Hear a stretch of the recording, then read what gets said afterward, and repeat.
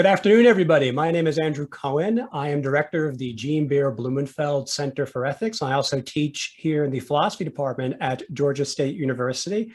We are delighted to have with us today Professor Elizabeth Brake from Rice University, whom our own Christy Hartley will be introducing in just a moment. And before we do, I'd like to put in a plug for the series that today's talk is a part of.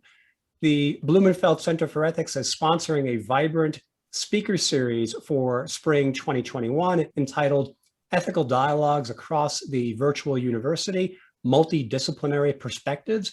We've already had several distinguished scholars visit us, and the recordings are available from our website, ethics.gsu.edu.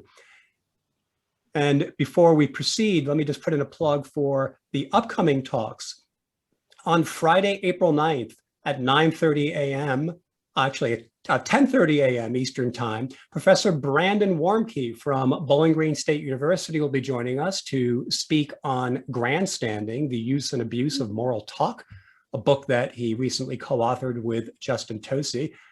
There are details about that talk that'll be available from our website, ethics.gsu.edu. And now to introduce today's speaker, I'll hand things off to Dr. Christy Hartley. Thank you. It is my pleasure to introduce Elizabeth Brake. She is a professor of philosophy at Rice University, and she specializes in social and political philosophy, feminist philosophy, and normative ethics. She is the author of numerous articles and book chapters on the philosophy of marriage, love, sex, procreative ethics, caring, and more recently, disaster ethics. She is also the author of Minimizing Marriage, Marriage, Morality, and the Law with Oxford University Press, where she argues for radical reform to marriage law. In addition, she is the editor-in-chief of the Journal of Applied Philosophy, and today her talk is The Wrong of Stalking, a Feminist Approach. Great, thank you so much. I visited GSU a few years ago in person, and I'm thrilled to be back on Zoom. So I do have a PowerPoint. I'm going to take just a second to set it up here. If you'll bear with me.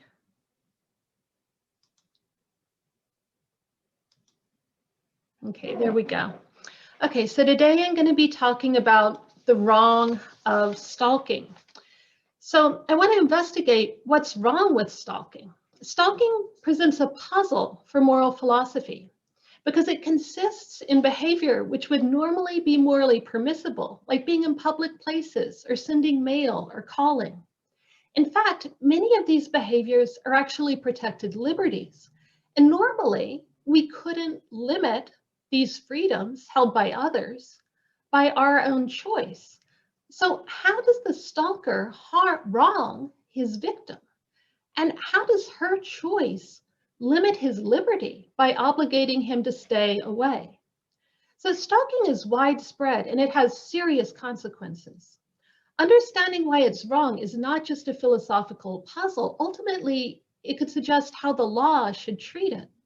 But these questions are under-examined so far in moral philosophy. A search on Phil papers that I did recently called up only 5 papers on stalking in this sense. There are 10 times as many papers which use the term metaphorically as in stalking horse. Only 2 of those 5 papers examine the moral aspect of stalking in any depth, and one of them focuses on the wrong of stalking wild animals. Yet stalking of humans by humans is a widespread phenomenon which deserves moral analysis. And I take this as a piece of work in feminist philosophy in that it's theorizing a phenomenon that's widely experienced by women, but yet has not been theorized adequately in moral and political philosophy. So to start out, I'll describe a paradigm case which isolates distinctive and characteristic features of stalking from other features such as trespassing and assault. So in my paradigm case, the stalker is Archie and Veronica is his victim. So stalkers can be related to their victims in many ways. So Archie and Veronica may be former lovers or spouses or friends or co-workers or students. Perhaps they've only met once in person or online. Perhaps he only knows her through the media as a celebrity. Archie stalks Veronica by engaging in certain characteristic behaviors towards her. He drives by and walks past her house. He comes to the public area of her workplace and lingers outside it over and over again. He follows her down the street and on transportation. He calls, texts, sends her letters, gifts, flowers at home and at her workplace. The content of these messages is emotionally charged. When she blocks his number and email, he gets a new number and email to supersede her wishes. He contacts her friends and family and discusses her on social media. He leaves notes on her car. He goes through her garbage. She asks him to stop, but he persists. Archie's behavior is a pattern of persistent, unwanted contact. This is a case of stalking, and such behavior in many jurisdictions would be grounds for a restraining order, limiting Archie's access to Veronica's street, to her workplace, to any public place where she is, under penalty of imprisonment and a significant fine. So stalking, and the definition is in the PowerPoint, is a pattern of persistent unwanted contact against the target's expressed refusal, which is distressing, disturbing, or intimidating to a reasonable person. So the definition that I give follows the definition used in many legal jurisdictions, but there are some important things to note about this definition. So my definition is intended to fit a wide range of stalking cases and to capture all the cases which are intuitively wrong. So a first thing to note, as a pattern, stalking is distinct from one-time street harassment. It requires repeated attempts to contact or approach. In the words of Claudia Card, it is, quote, a campaign, a policy, not an isolated episode. Second, stalking is distinct from other criminal activities associated with stalking, such as trespassing, vandalism, and assault. Stalking is correlated with all of those, but it's distinct from those activities. So the wrong of stalking cannot be reduced to those other wrongs. It would still be wrong in their absence. Right, so even if Archie never trespasses on Veronica's property or vandalizes her property, his behavior would still be wrong. The definition, as I give it, incorporates a reasonable person standard. Now, legal jurisdictions vary on this requirement. Some require that the victim actually experience fear, for example, whereas in my definition, it would be intimidating to a reasonable person. And I include the reasonable person standard to rule out cases of irrational fear, such as fear based on racial bias.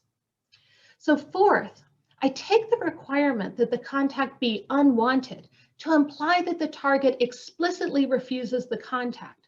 So explicit refusal is important to distinguish stalking from permissible friendliness, such as very extroverted people who issue invitations repeatedly, even though their friends don't take them up. But if their friends don't explicitly refuse, it isn't a case of stalking. And finally, some jurisdictions require that the stalker have malicious intent or intend to threaten the victim. So in some jurisdictions, the definition of stalking includes that the stalker has certain intentions. But I think it's important to avoid requiring that the stalker intend to threaten, simply because many stalkers do not consciously intend to threaten. Archie need not intend to scare Veronica. In fact, he might believe that his behavior expresses his love for her, and she would be grateful if he could only get her attention. Stalkers have a range of intentions and related motives: obsession, romantic rejection, revenge, erotomania, which is the delusion that the target is in love with them, a sense of persecution. And these motives can overlap. So for example, a sense of romantic obsession could overlap with a desire for revenge. What's consistent through these cases is not the intention, but a set of characteristic behaviors. And the behaviors, these are examples as defined by the Department of Justice. So because stalkers may be self-deceived or deluded, and because their intentions are so various, my definition says nothing about intent. It focuses on these characteristic behaviors in order to capture all the relevant cases. So what all of these behaviors are doing is trying to contact or approach the victim to create a connection with her. So stalking then, as I define it, is persistent, unwanted contact, which would intimidate, distress, or disturb a reasonable person. Now, stalking is widespread, it's gendered, it's connected to violence, and it can have devastating effects. And it's important to keep these facts about it in view when we discuss it. So one large-scale study found that 1 in 6 women and 1 in 19 men in the United States have experienced stalking victimization during their lifetime. And by the way, if anyone is interested in more of these statistics, you can email me and I can send you the data, the webpage, which has these statistics. So 1 in 6 women in the US experience stalking at some point in their lifetime. Women are 3 times as likely to be victims as are men. Stalkers are more likely to be male. So there was a landmark 1998 Department of Justice and CDC survey, which found that 78% of stalking victims are female and 87% of stalkers are male. Stalking also correlates with violence, as I mentioned before. So according to one study, 76% of women who were murdered by their current or former intimate partners were stalked by their killers within 12 months of their murder. 85% of women who were victims of attempted homicide by current or former intimate partners were stalked within 12 months before the attempted murder. And another study found that the frequency of violence among stalkers toward the person being stalked averages in the 25% to 35% range.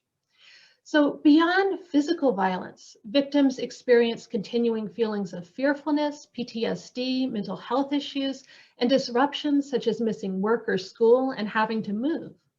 So clearly, effective intervention is important.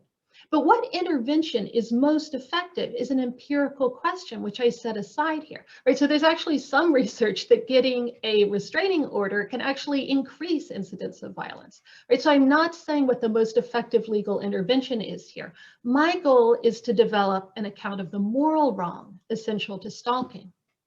So the account of the wrong should meet a number of criteria. It should fit across the full range of stalking cases, from celebrity stalkers to erotomaniacs to rejected intimate partners. It should identify a wrong which arises from the essential features of stalking, not features which are contingently correlated with it. It should help us distinguish between permissible contact, like the very friendly extrovert, and impermissible stalking. It should illuminate a range of further cases, and it should help us distinguish cases which are morally better and morally worse as cases of stalking. Methodologically, my approach here is bottom up through analysis of the phenomenon rather than top down. So that is, I will focus on the essential or characteristic features of stalking and ask how these features could explain the wrong of stalking. I hope that my account could be grounded within a range of deontological theories, or even maybe some consequentialist views, but it's driven by the phenomenon itself, not the application of a specific moral theory. Okay, so what's wrong with stalking? This is the puzzle that I alluded to before. So my claim is that the claim that stalking is wrong presents a puzzle which my account will try to solve. So let's go back to Archie and Veronica. So my own intuition is that when Archie persists in following and contacting Veronica despite her refusals, he has seriously morally wronged her. But how? Okay, so there's a puzzle here. The paradigm case involves acts which are normally morally permissible, such as frequenting public places, sending gifts or cards, seeking to initiate contact. If Archie does not wrong Veronica by sending her an unsolicited greeting card or gift, how does he wrong her by sending multiple cards, letters, or gifts? If he does not normally wrong her by walking past her house or workplace, how does he wrong her by doing it repeatedly? Stalkers seem to wrong their victims by doing what people are free to do. If walking down the street or frequenting a public place is a protected liberty, how does exercising this liberty violate the rights of another? right? So what is the nature of the wrong? Now, Archie does act without Veronica's consent and against her explicit request. However, he would not normally need her consent to frequent a public place or send mail. The victim's refusal changes the stalker's permissions, what he's morally permitted to do, through her unilateral decision. Indeed, her refusal can even change what he's legally permitted to do. So not just what he's morally permitted, but what he's legally permitted to do. If she obtains a restraining order, she can control Archie's access to public spaces and his behavior on social media. But generally, one does not have the right to restrict someone else's liberty in this way. Moreover, Veronica is able to invoke the coercive power of the state to enforce her refusal. Her refusal does not only morally obligate Archie to desist, to stop, it can license using third-party force to compel him to stop. So to sharpen the puzzle, consider some analogous behaviors which no one thinks are serious moral wrongs. I might regularly go to the coffee shop when I know the barista I like will be working, or when I expect an interesting acquaintance to be there. Or I might frequent a restaurant where my favorite celebrity is known to eat. These behaviors seem morally innocent. Furthermore, the barista, the acquaintance, the celebrity would have no right to compel me to stop going to the coffee shop or restaurant, so long as I was in a public space. So what's different about stalking? Likewise, unwanted contact could be seen as morally similar to the deluge of junk mail and free books which wind up in my mailbox. If a company persists in sending me its catalog, even though I ask them to stop, or robocalls me despite my being on the do not call registry, this is arguably wrong, but is intuitively a much less serious moral wrong than stalking. Likewise, if an overzealous relative keeps emailing me cute pictures of kittens to clog up my inbox, even after being repeatedly asked to stop, their behavior could well be disrespectful, but it doesn't seem a serious moral wrong. So what is the wrong involved in stalking, which distinguishes it from permissible cases of frequenting public places or unwanted contact? And recall that we've set aside wrongs which are not essential to stalking. Archie, again, has not trespassed or vandalized, explicitly threatened to harm Veronica or assaulted her.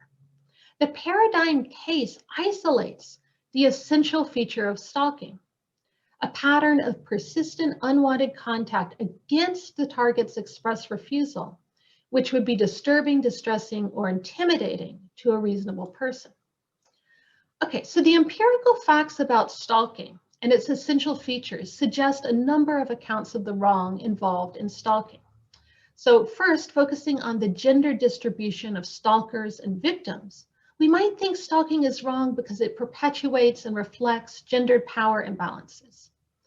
Focusing on the criteria that it be intimidating, distressing, or disturbing, we might think it's wrong because it causes psychological harm, typically. Focusing on the criterion that it be intimidating, and given the correlation with violence, we might think stalking is wrong because it constitutes a threat or aims to coerce the target through threatening violence. Focusing on the overriding of refusal, we might think that stalking expresses disrespect for the victim's autonomy and agency. And this fits a widespread understanding of stalking as a form of coercive control. Focusing on persistent unwanted contact, we might think that stalking is wrong because it violates the right to privacy. So I will argue that these are all relevant in many cases and build my account on some of these features. But to capture the essential wrong involved in stalking, we need to posit something more, which is the right to control entry into intimate relationships. So I want to suggest the repeated, unwanted, intimacy-aiming contact is rights violating, analogous to unwanted touch or trespass. Okay, so first of all, let's think about stalking as gendered terrorism. So the fact that most stalkers are men and most victims are women suggests the need for a feminist analysis of stalking as a practice of male domination.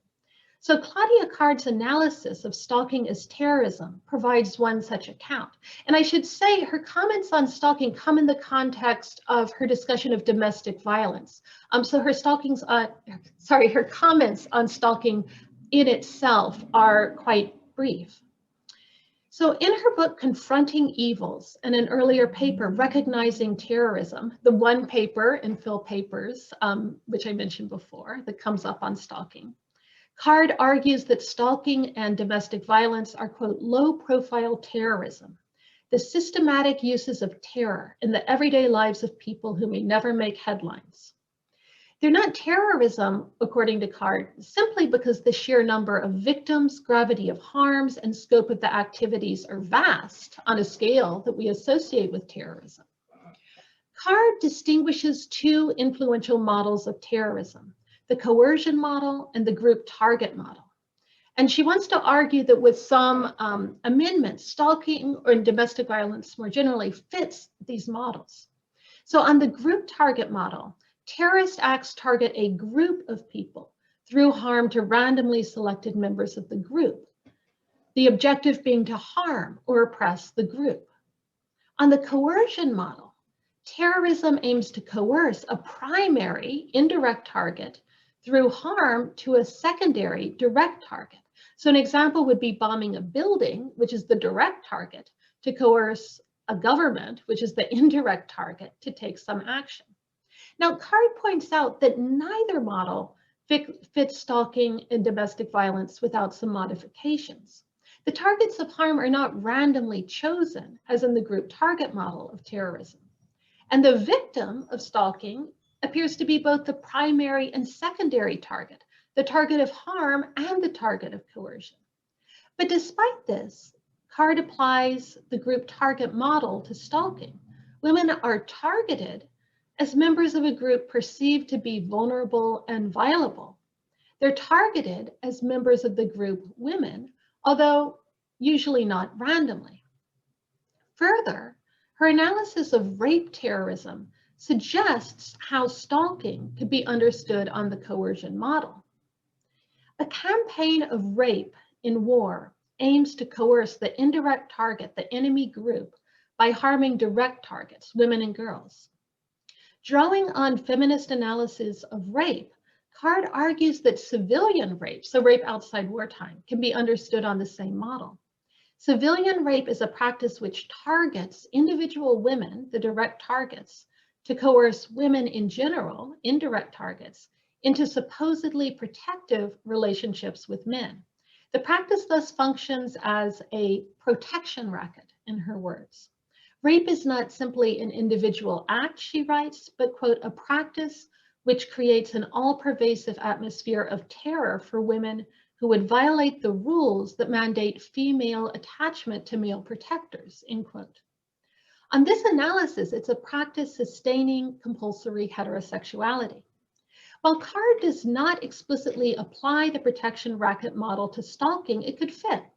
A campaign of terror against women which incentivizes women into supposedly protective intimate relationships. But there are some ways in which the gendered model of the account of stalking as gendered terrorism doesn't fit all cases of stalking. So not all cases of stalking involve men stalking women. So as Card emphasizes in her book, Lesbian Choices, stalking can be same-sex. If men stalking women is patriarchal, we might conceive same-sex domestic violence as homophobic, as Carmen Maria Machado suggests in her memoir of lesbian domestic abuse in The Dream House. Stalking can also reinforce other structures of oppression, such as racial or ethnic oppression. And furthermore, some cases of stalking are difficult to explain as oppressive practices at all. So women can stalk more powerful men, as in a case in which a woman stalked a man described as a wealthy CEO in the affluent suburb of Paradise Valley, Arizona, reportedly sending him 150,000 texts over a 10-month period after a single date. And stalking can occur outside the context of sexual and domestic relationships. So for example, a superfan like Alan Jules Weberman, the obsessive Dylanologist, who famously went through Bob Dylan's garbage. Although love obsessives and erotomaniacs are two prominent classes of stalkers, obsession need not be sexual or romantic. Targets can be former bosses, celebrities, and public figures. And there's another category of stalkers who see themselves as wrongfully mistreated and seek revenge, or even claim that they are being stalked by the target themselves. So we need an account that will explain the wrong to the victim across these cases, as well as an account of the use of stalking as a patriarchal practice. So Card's account, I think, of the role of stalking within patriarchy is crucial to a full understanding of the phenomenon and how the practice is sustained. So for example, it illuminates how stalkers are presented as romantic heroes in popular culture. And this is essential for understanding and addressing it as a social phenomenon. But just as we can ask about the wrong involved in rape itself, as opposed to the use of rape in patriarchy, we can ask about the wrong of stalking in itself. So to put it another way, in a society free of gender oppression, it seems like stalking would still be wrong. And why? So in the rest of this paper, I'll try to answer this, beginning with answers suggested by Card. Stalking terrorizes and it coerces. So the second account is the psychological harm account. Card argues that we should view stalking as terrorism. The terror that stalking induces is itself a significant harm. So we might think the wrong of stalking consists in foreseeably inflicting terror and psychological harms of fear, distress, and disturbance. So if so, stalking is morally analogous to psychological torture. It's wrong because it's harmful. Stalking behavior does typically provoke fear, distress, and disturbance. Because it is systematic, stalking has a cumulative effect. The repetition produces fear, depression, and anxiety. Stalking creates fear because it displays the stalker's power to access the target and the victim's powerlessness to stop him. Its repetitive nature, unpredictability, and disrespect suggest the possibility of escalation. But such an account still lacks an explanation of the wrong. Many instances of permissible behavior inflict fear, distress, anxiety, or depression without wronging. So for example, politicians ordering a mandatory lockdown recognize that doing so will cause mental health problems. There's much behavior that generates negative emotions that's permissible, even in the absence of a morally weighty reason, such as preventing deaths.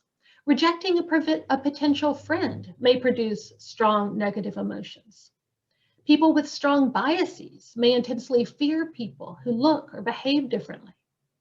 We need to explain why the stalker's infliction of fear or distress is morally different from that of someone who fails to invite her extremely sensitive friend to a party, triggering anxiety, or the member of an ethnic minority whose presence on a plane makes a biased fellow passenger fearful.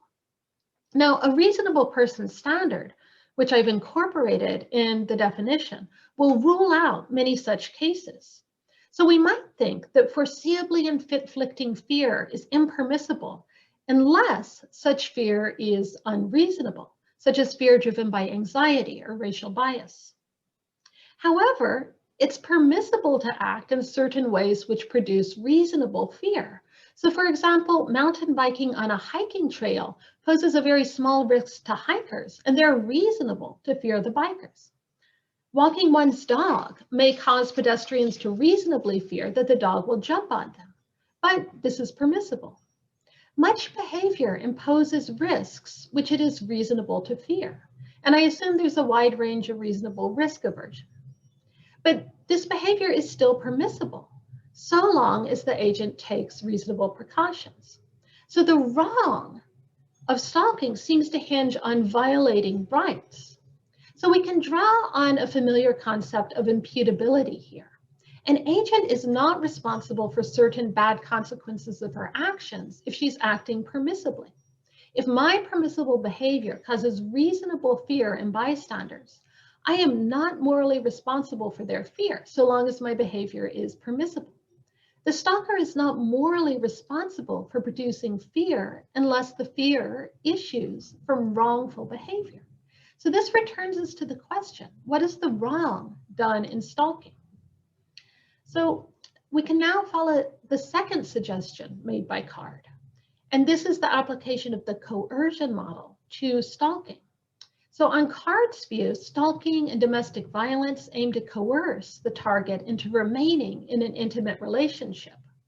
She writes, quote, "What is coercive is the whole relationship," end quote. In the context of domestic violence, stalking aims at coercing abused partners to stay in the relationship. But this does not fit many cases of stalking, as Card acknowledges. It doesn't apply where no relationship already exists, nor to obsessions with celebrities, public figures, and former bosses. So is there an account of stalking as coercive, which fits the range of cases? So coercion typically requires a threat. Stalking does correlate with violence. So there's some plausibility to the thought that stalking is a threat designed to coerce. But how does it threaten, and what is it a threat to do? So let's go back to the paradigm case. Archie's behavior does not involve explicit threats. Indeed, he could stop without committing any violent acts. The threat, though, could be explained by the correlation between stalking and violence. Statistically, it's reasonable for a stalking victim to interpret the behavior as threatening. If Veronica has recently rejected Archie romantically and she knows the statistics regarding romantic rejection, assault, and stalking, it's reasonable for her to fear violence from Archie. But again, this doesn't illuminate the full range of cases. Alternately, stalking behavior could be described as implicitly threatening, independently of any statistical correlation with violence. This is because the behavior itself, as I mentioned before, displays the power to access, to surprise, and hence to harm the target. Rather than a specific threat, there's an implicit message that the stalker could harm the target, and so an implicit threat. But even if this fits the range of cases, issuing a threat requires that the stalker is trying to threaten. But many stalkers do not see their behavior as threatening, but as trying to get closer to their target. Stalking may indeed involve threats, and targets like Veronica may reasonably see the behavior as a precursor to violence. In this case, the threat is an additional wrong, but threat is not essential to stalking. It might alternately be thought that the stalker coerces by narrowing the target's options. Right? So the question is, how does stalking coerce? If it's not coercing through threat, maybe it's coercing simply by narrowing the target's options, reducing her freedom unacceptably. She can no longer choose not to encounter him. But for this to be wrongful, narrowing her option set in this way must be morally unacceptable. So Veronica might be likewise similarly unable to avoid an annoying coworker. Why is it unacceptable that she does not have the option of avoiding the stalker in public? In other words, we still need an account of the wrong.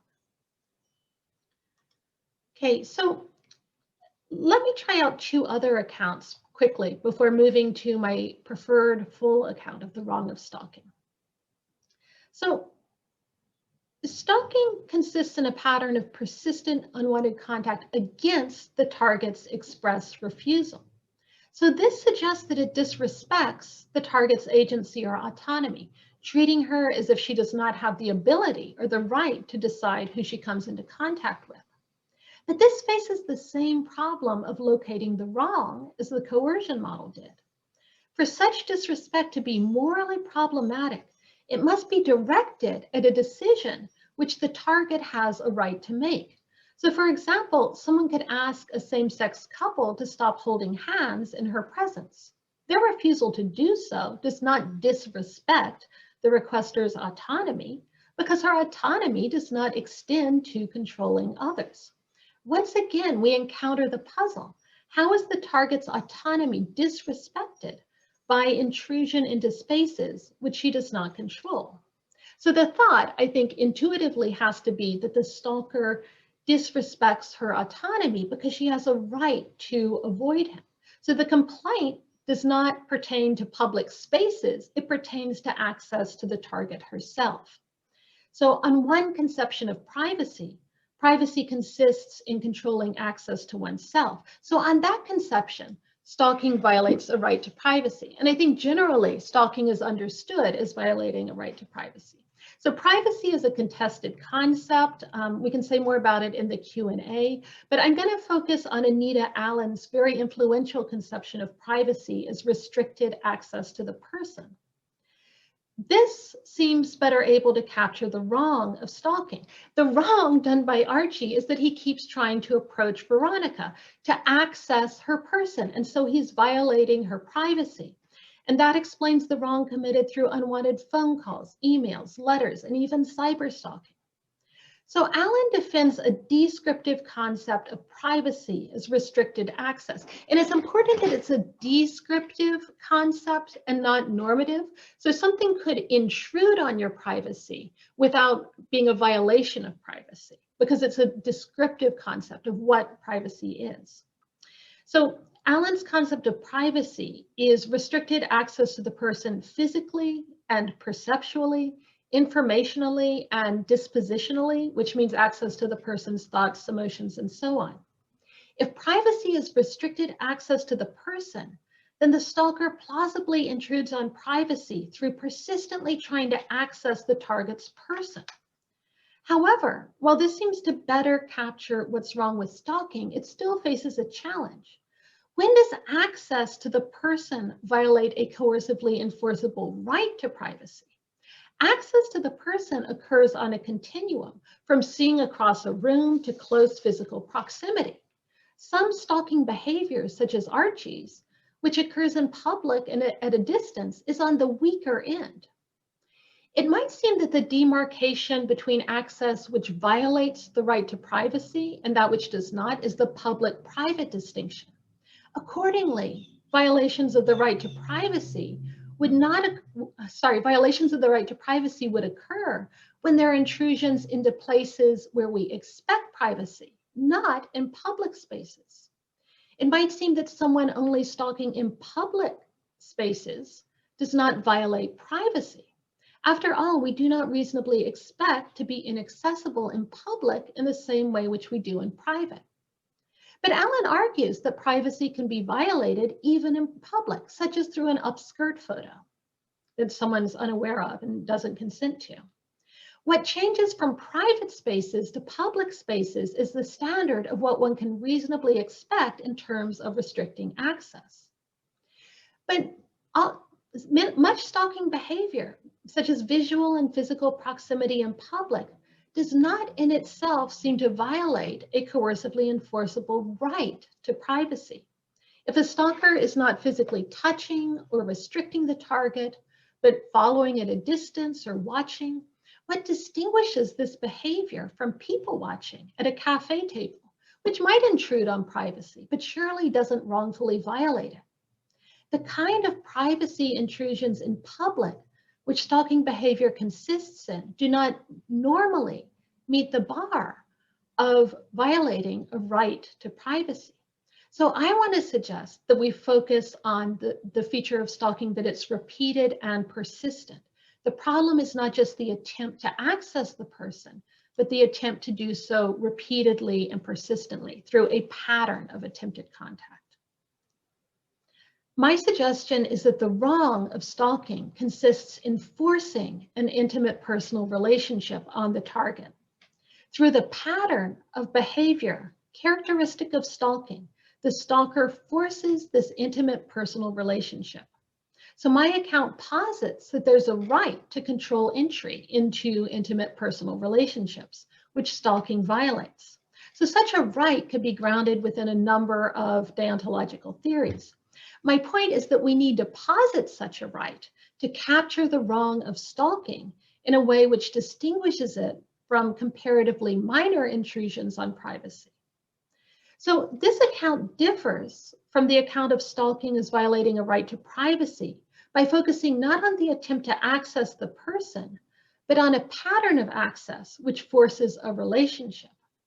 And it differs from card suggestion that the stalker or the abuser coerces the target to remain in a pre-existing relationship. Because on my account, the stalker is forcing a relationship on the victim, which is constituted by the stalking itself. So to make the case, I need to defend two claims. First, that the stalker forces an intimate personal relationship on the target.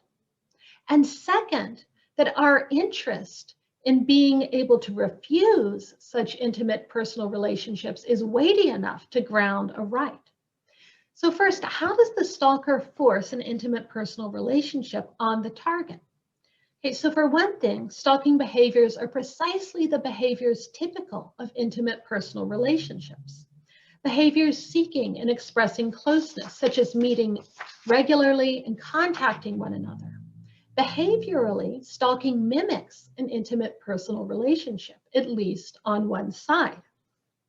So if the contact-seeking behavior were reciprocated, the pattern of interaction would closely resemble an intimate personal relationship. But secondly, intimate personal relationships are not characterized merely by behavior, but also a certain attitude, an attitude of valuing the other person for their own sake and not merely instrumentally. So one way to express this is that parties to such relationships are non-fungible to one another. It matters that it is this particular person and someone else wouldn't do just as well for the interaction. So in this respect, intimate personal relationships contrast with relationships which are instrumental in nature. So for example, a salesperson might value a contact only instrumentally. They're fungible in the sense that another customer would do just as well. But the attitudes of the stalker, by contrast, mark an intimate personal relationship to him, so at least on his side. For the stalker, the target is not fungible. The stalker's behavior singles out a particular person. Of course, the stalker-target relationship is defective as an intimate personal relationship. The contact-seeking behavior is asymmetrical and one-sided.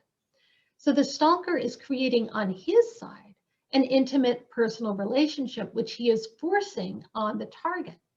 In the face of her refusal, he continues to seek closeness with her and enact a relationship which she has refused. So is the interest to refuse entry into relationships strong enough to ground a right? So intimate personal relationships greatly contribute to our self-understanding, mental health, and self-esteem. So as Anka Gausch has written in her Stanford Encyclopedia Philosophy article on personal relationship goods, as she's written, there's been a good deal of attention paid lately to such goods, the goods of relationships, but there's been little philosophical attention paid to their bads, the bads of intimate personal relationships. But just as personal relationships bring certain goods, when they are bad, that is when they are high conflict, violent, or abusive, they have equally strong negative effects.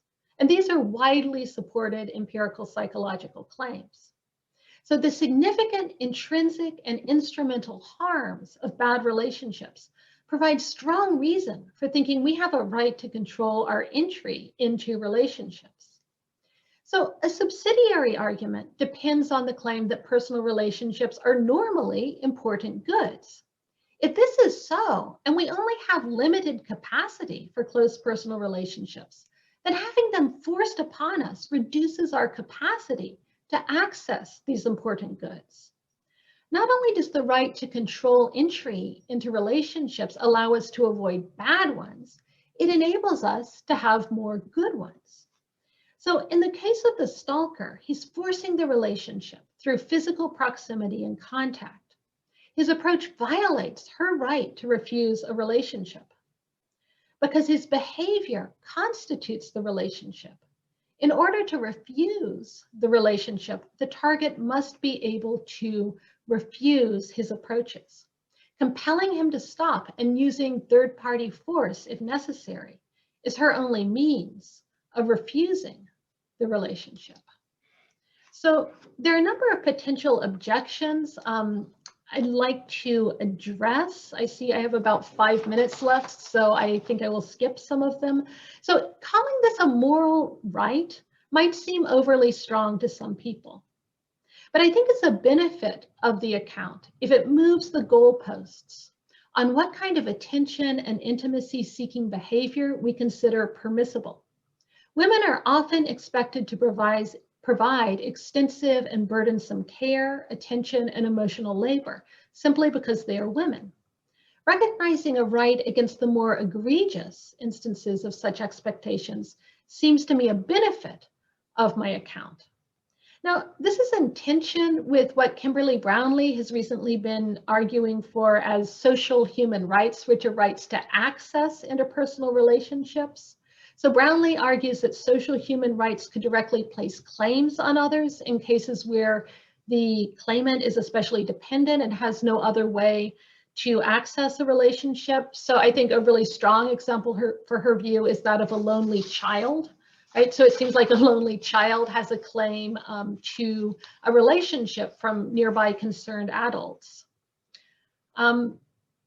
So I think that's a strong example in favor of Brownlee's view that there are social human rights or rights to access relationships. So we might think that very isolated stalkers who cannot access relationships through other means because everyone rebuffs them have such a claim. But in the case of stalkers, I think it's more plausible to hold them responsible for their own isolation. So for example, they could develop better social skills. So I think that's quite different from the case of the lonely child. So finally, to briefly address the concern that this will license far too much state action, I'm only arguing here that there's a moral right and not for anything to do with how the law should address this. So the full account of the wrong essential to stalking invokes the wrong of forcing a relationship, but it builds on the earlier accounts discussed. So stalking coerces the target into a relationship by unacceptably limiting their options to avoid it. And this is a wrong because it violates the right to control entry into relationships. So similarly, my account shows why stalking disrespects autonomy because autonomy extends to controlling what relationships we enter. And psychological harm allows us to differentiate cases of stalking. So as I noted, psychological harm that results from stalking is imputable to the agent in cases where he has done wrong. So having identified the wrong, we can now hold the stalker responsible for the ensuing harm, such as PTSD, the person's having to move, and so forth. And so we can grade cases morally as more severe or less severe cases of stalking. So this account satisfies the desiderata I set out at the beginning. It explains the wrong in the full range of stalking cases. It arises from the essential features of stalking. It allows us to distinguish impermissible and permissible contact. It allows us to grade cases morally, and it has interesting further implications for cases in which people are forced into relationships. So as I mentioned before, women are often inappropriately expected to provide emotional labor, attention, and care. Some forms of work compel workers into intimacy, such as the emotional labor that's expected of flight attendants. And there are also implications for memberships in family of origins. As infants, we don't have the autonomy to refuse these relationships. But emergence from incompetence, or the point at which children become autonomous, might be a point at which young adults could exercise this right to exit family relationships with no moral remainder, so with no special obligations resulting from their previous membership in the family. So I leave examination of these implications for another day. So that's all. Thank you for your attention. Thank you so much. So for the Q&A, you can either put your question in the chat and I will read it out, or you can just write in the Q&A box that you have a question, and I will see if I can figure out how to unmute you so that you can ask it yourself. We already have 2 questions, so I'm just going to go ahead and read one, okay? So this is from Connor, and he says, Dr. Brake, thank you for this wonderful talk. Overall, I am sympathetic to your account of the wrong of stalking. I wonder, however, if it runs into problems in a particular sort of case. Imagine that Archie and Veronica are lifelong, let's say 25 years friends, and have never been romantically involved. They have an overall healthy friendship, but are perhaps a little too dependent on one another from time to time. One day, Veronica decides that she wants newer, better friends than Archie, so she stops talking to him without explanation. Archie tries reaching out and asking her what happened.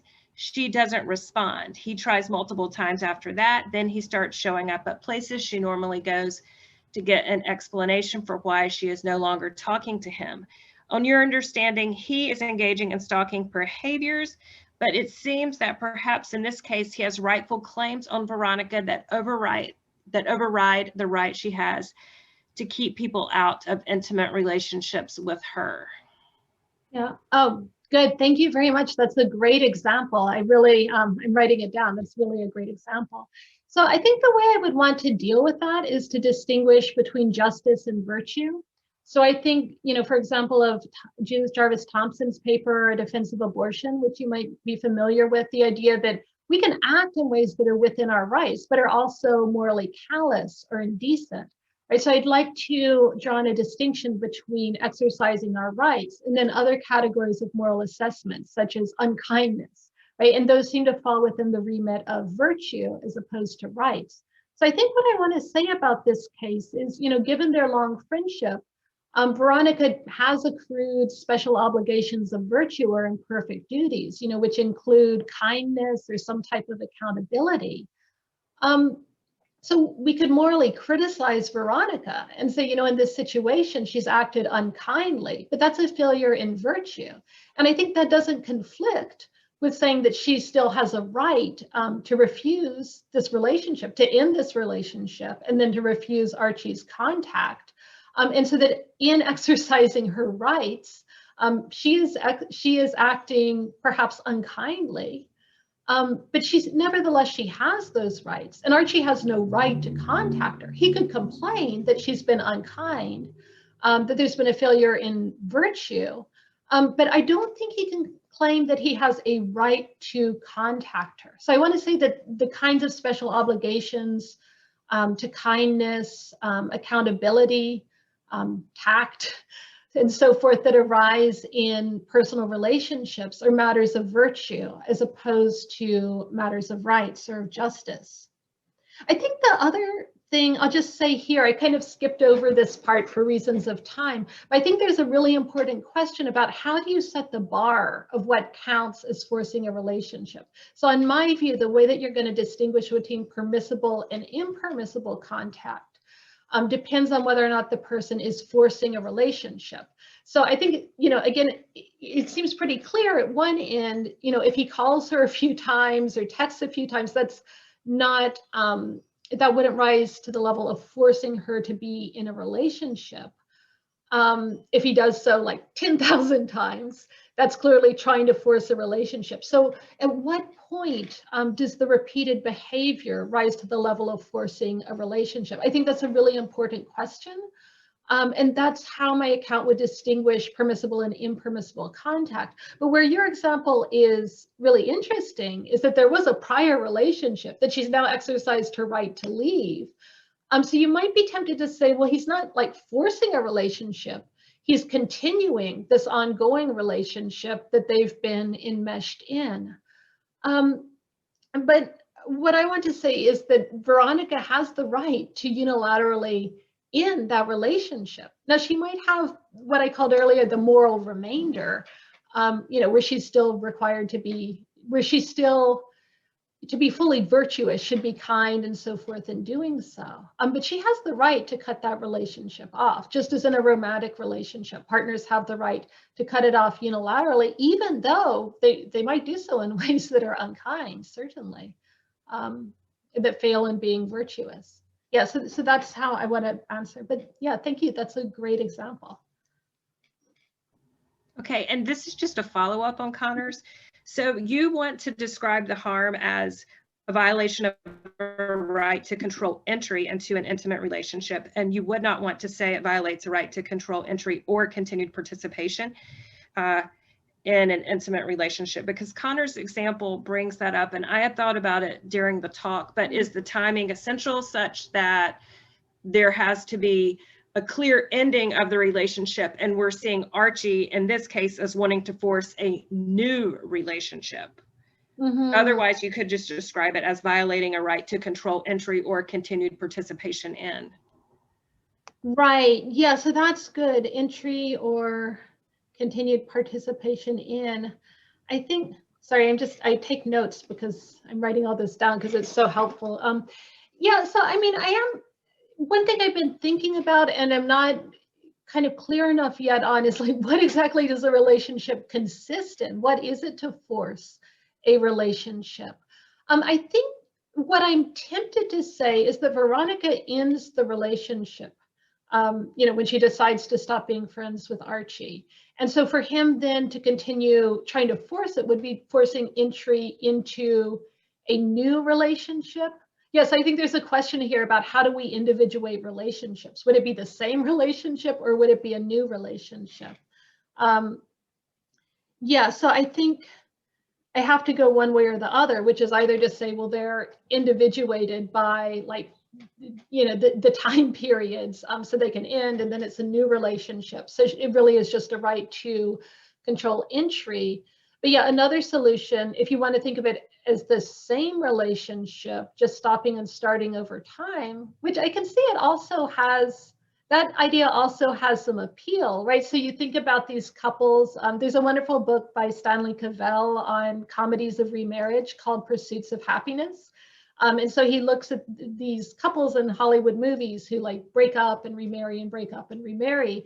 And it seems like that they have a single relationship that's continuing over time, that when they come back together again, they're not starting a new relationship, they're resuming their prior relationship.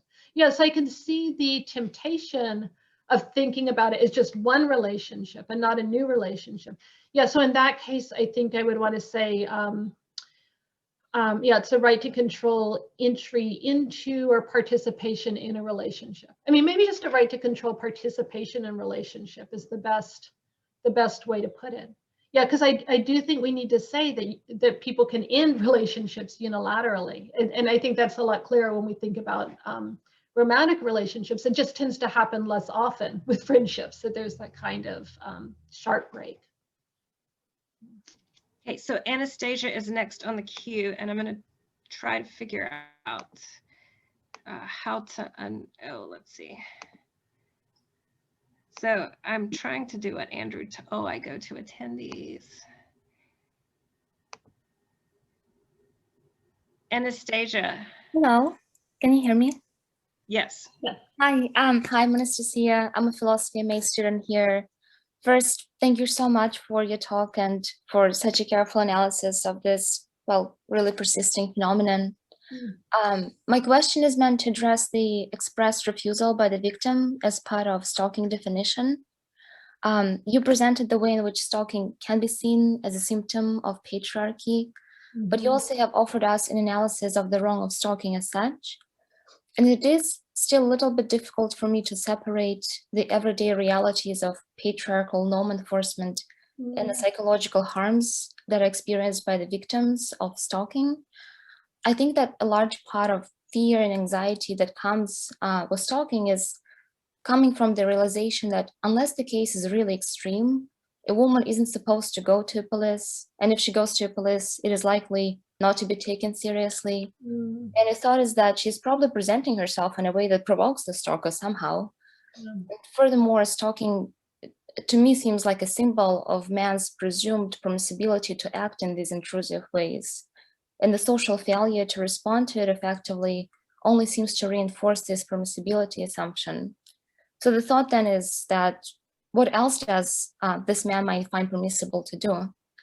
So you mentioned that stalking comes against the expressed refusal by the victim, but it seems to me that in a lot of cases, when stalking is of a lighter form, women fear to express the refusal because they don't want to experience these potentially more violent consequences. I think this is the same process as we see in women's failure to respond negatively to catcalling or to unwanted sexual attention, which results in assault. And I'm thinking, of cases like a man texting a woman 30 messages saying, hey, hey, hey, without her responding, and then one day texting, oh, I saw you on campus today walking by this one building. You looked sad. Is everything okay? Or a man coming to sit near your workplace for your entire shift where you work in a public space until you're done, and then walking along your side to the apartment building where you both live, not doing much else really. So my worry is that these are those light cases which are often not openly refused by women because of the ways in which our society treats stalking and the expectations that women come to have about how it will be treated, and expectations about how men can find it permissible to become more intense and more violent. My worry is that the demand for explicit refusal can erase these lighter cases of stalking. So what would be the good way to categorize them? And I worry that this erasure of these acts allows men to persist with these behaviors, which, when taken in a pattern and taken with other aspects of our culture, can lay ground for the permissibility of more hardcore cases of stalking and more violence. So I'm wondering if those kind of lighter cases should be included in the definition, but then it seems to be potentially pressing on the demand for the explicit refusal, or if they should be categorized as something else, and maybe that intuitive way of addressing them as stalking in everyday casual conversations is a flawed way of categorizing them. Yeah, that's interesting. Yeah, thank you. Those are really excellent points. Yeah, so I agree. It's hard to detach, the practice of stalking from its location in patriarchy. One of my motivations for trying to think about the lighter cases, as you're calling them, and seeing, what is the wrong across these cases, is the motivation of trying to articulate a wrong and a right to control participation in relationships that relates to something that's, I want to say, maybe often is too strong, but generally experienced by women and experienced in a very harmful way by women. And so my thought is we need to enrich the language of rights, or our account of what rights we have, as a way to articulate the wrong that's being done, and perhaps then to give it more weight, maybe not just in moral philosophical conversations, but in legal thinking about the wrong that's being done here. So I appreciate everything you're saying about the wrong that occurs within patriarchy and how difficult it is to disembed stalking from that context. But that's the underlying motivation of thinking about the lighter cases, is to think if there is a wrong here, which is occurring across this range of cases, by articulating that wrong is giving a voice to what's wrong with that experience that many women go through. And then the additional harms that occur under patriarchy that you're referring to are things that the stalker can be held accountable for, right? So remember at the end I said we can grade the cases morally, right? So the distinction between the lighter cases and the cases of, the typical stalking that women endure under patriarchy, those cases that involve a great deal more intimidation, that distinction can be made by grading the harm that occurs. So the wrong would be held constant throughout the cases, but the harm would be very different from the lighter cases to those other cases. But your pointed question, yeah, I think that's a really good point, that someone might be afraid to express refusal. So one thought that I have in the longer paper is that, well, they could invoke third parties to express refusal, but you're giving a lot of excellent examples, which again are commonplace thing that happens. So someone goes on a single date and the person keeps texting, and they're afraid to be impolite and ask them to stop texting, and so it escalates.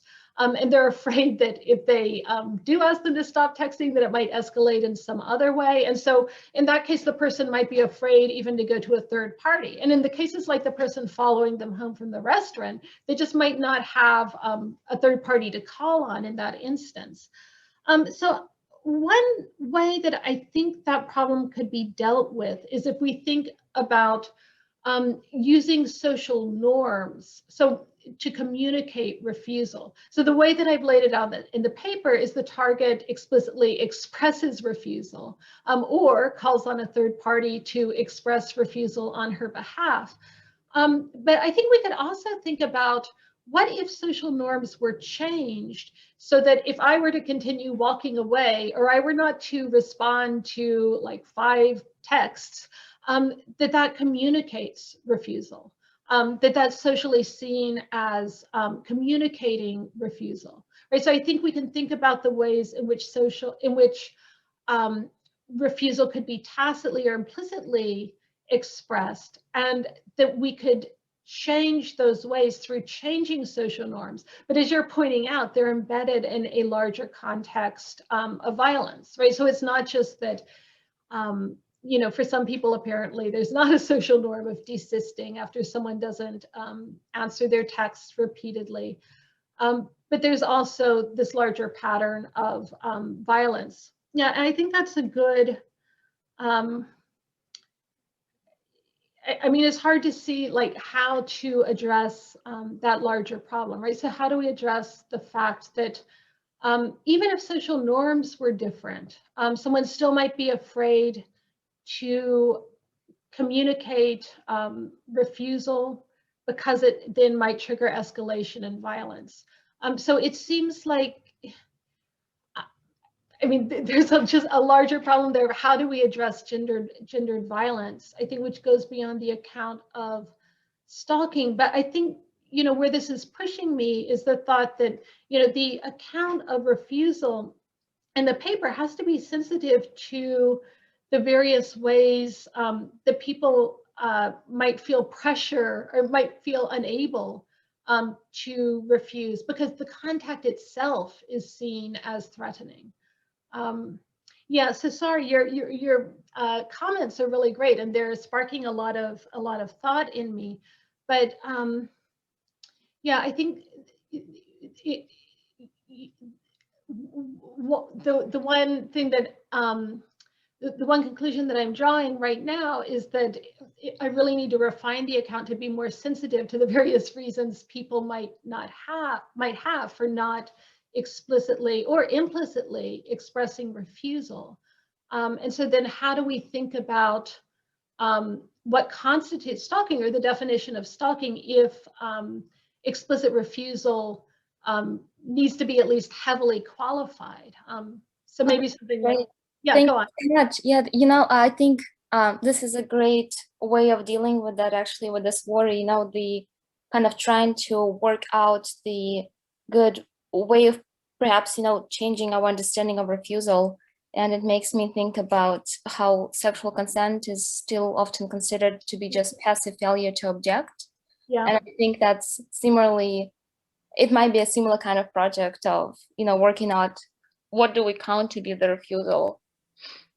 Yeah, perfect. Yeah, it's a parallel problem. That's a great suggestion.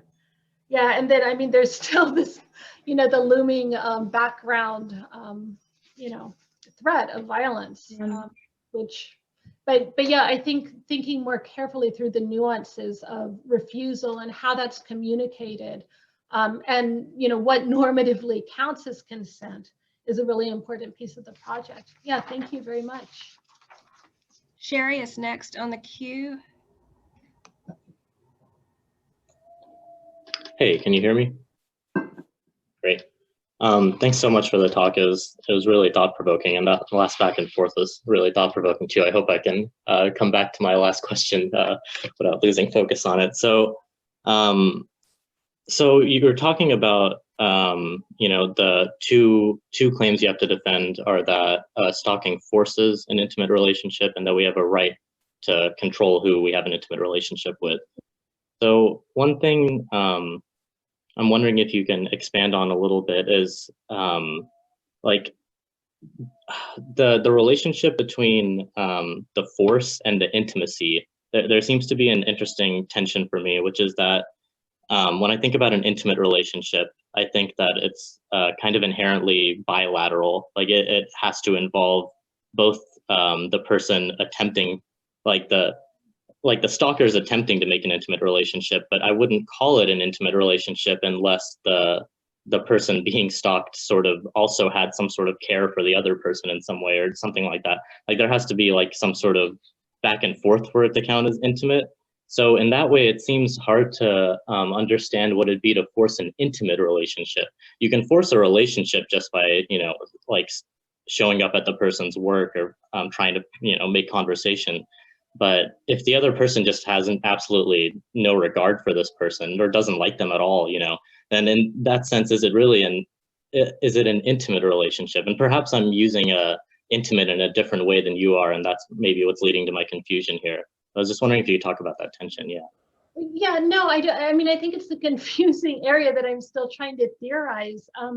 But yeah, by intimate, I mean something like close, closer, than the ways in which people generally present themselves in public. So I don't take intimacy to entail that it's bilateral, but that it entails a certain closeness. So you could imagine a doctor having like intimate knowledge of the patient's details, and that's only one-sided. That only goes one way. So I think there could be cases in which intimate relationships are one-sided. Only one party, it has the information, or only one party has the relevant attitudes. So I think, again, like in response to the earlier question, it seems like there are two ways for me to go here. One is to say, well, it's something that almost entirely resembles a relationship, except it's one-sided, right? So it's sort of mimicking a relationship, which I actually say at one point in the behavior, it's like mimicking a relationship. It's almost a relationship, but because it's one-sided, it's not quite a relationship. So I think that's what you want to say. The relationships or intimate relationships are bilateral or reciprocal. Yeah, so I guess I want to hold on to the examples of relationships that exist despite there being a one-sidedness, like a doctor-patient relationship, maybe in some ways like a mentor-advisee relationship, or a relationship that someone has with someone in like a coma. I mean, it seems to me that someone can have a relationship or pursue a relationship with someone who's unaware or who's not reciprocating. Yeah, so, but if I were persuaded by the view that relationships have to be bilateral, they have to go both ways in order to be intimate relationships, I think then I would want to say, well, the wrong that's occurring is forcing something that so closely mimics a relationship, because that could bring with it all of the harms of bad intimate relationships, which are kind of the foundation for the weighty moral claim or the right that they not be forced on one. But yeah, I see what you're saying. So is a relationship essentially, or an intimate relationship, is it essentially reciprocal as opposed to being able to be one-sided? So I think I want to hang on to other examples of one-sided intimate relationships.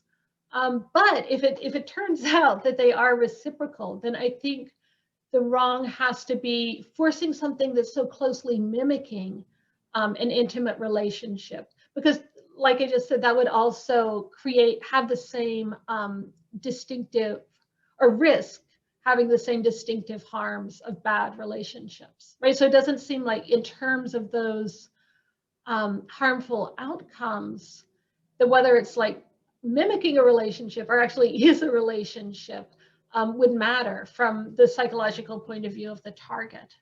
Yeah, I think this is getting, like the previous question, into that question, well, what constitutes a relationship? How should we think about a relationship? Can they be one-sided?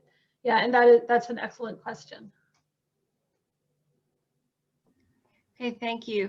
We're actually at 4:15, which is when we said that we would end our session. Thank you so much for a fantastic talk on this under-theorized area. And it relates to lots of things that we've been discussing in our class, and we really appreciate it. Oh, thank you so much. And thanks for the great questions.